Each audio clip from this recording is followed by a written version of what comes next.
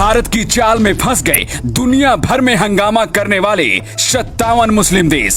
जो लोग कह रहे थे कि भारत मुस्लिम देशों के सामने झुक गया, सच्चाई तो ये है कि ये देश मोदी की चाल में फंस गए। पीएम मोदी और शाह कुछ भी फैसला लेते हैं, उसके पीछे की बहुत बड़ी प्लानिंग होती है। पीएम मोदी अब जो करने वाले हैं, इसके बाद ये मुस्लिम देश बर्बाद हो सकते हैं। पीएम मोदी का पूरा प्लान जानेंगे तो आप भी हैरान रह जाएंगे। ये बात हर कोई जानता है कि रूस भारत का दोस्त है और अब रूस के राष्ट्रपति व्लादिमीर पुतिन का एक ऐसा बयान सामने आया है जिसके बाद से हंगामा मच गया है। सबसे ज्यादा इसकी चर्चा भारत में हो रही है। दावा किया जा रहा है कि पुतिन बहुत गुस्से में है और नूपुर शर्मा के बयान को लेकर खुद पीएम मोदी से फोन पर बात करने वाले हैं और इसके बाद कुछ बहुत बड़ा होने वाला है। भारत ने इन मुस्लिम देशों को भाई की तरह माना। जब कोरोना से पूरी दुनिया में लोग मर रहे थे, अमेरिका ने भी मुस्लिम देशों का साथ देने से हाथ खड़ा कर लिया था।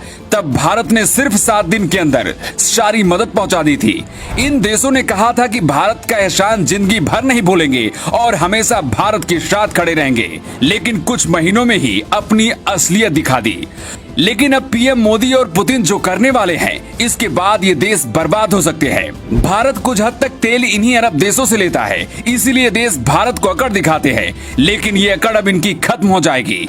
भारत ने तय समय से 5 महीने पहले ही पेट्रोल में 10% एथेनॉल मिलाने का लक्ष्य हासिल कर लिया है और 2025 तक इसे बढ़ाकर 25% कर दिया जाएगा। भारत को करीब 40,000 करोड़ से ज्यादा विदेशी पैसे की इससे बचत हुई है। भारत बिजली से चलने वाले वाहनों को भी बढ़ावा दे रहा है। मतलब अगर ये अरब देश ज्यादा कर दिखाएंगे तो भारत इनसे तेल खरीदना ही बंद कर देगा। लेकिन जानकर आपको ये हैरानी होगी कि ज्यादातर इन सभी मुस्लिम देशों के लोग भारत से गए अनाज और फल को खाते हैं और भारत ने देने से मना कर दिया तो आप खुद ही समझ लीजिए इन देशों का क्या हाल होने वाला है।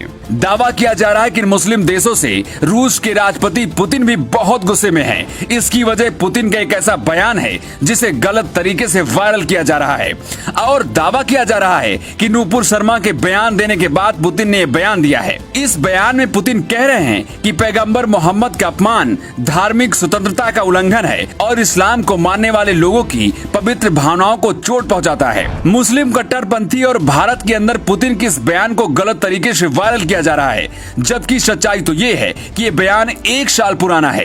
पुतिन ने 23 दिसंबर 2021 को अपनी वार्षिक प्रेस वार्ता में फ्रांस के शार्ली हेब्दो और इस्लाम विवाद के मामले में बयान दिया था। रूस भारत का दोस्त है, ऐसा कहा जा रहा है कि पुतिन इसकी वजह से बहुत गुस्से में है और खुद मोदी से बात करने वाले हैं। दावा तो ये भी किया जा रहा है कि पुतिन भारत को कच्चा तेल पूरा देने के लिए कह सकते हैं। अगर ऐसा होता है तो अरब देशों से भारत तेल खरीदना ही बंद कर देगा और अनाज फल भी नहीं देगा। अगर ऐसा होता है तो भारत को अकड़ दिखाने वाले ये देश भारत के सामने गिड़गिड़ाने लगेंगे और सारी अकड़ भी खत्म हो जाएगी।